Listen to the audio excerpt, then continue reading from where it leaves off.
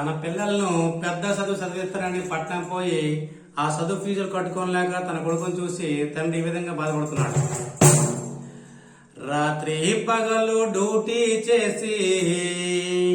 పైసా పొదుపు చేసి పెద్ద చదువు చదివిస్తానని పెద్ద స్కూల్లో వేస్తీవి కొడుక, చదువు ఫీజులు కట్టుకొనలేక నా సిన్ని కొడుక సానా టెన్షన్ పడితేవి నా కొడుక, చదువు ఫీజులు కట్టుకొనలేక నా సిన్ని కొడుక సానా టెన్షన్ పడితేవి నా కొడుక. రాత్రి పగలు డ్యూటీ చేసి పైసా పొదుపు చేసి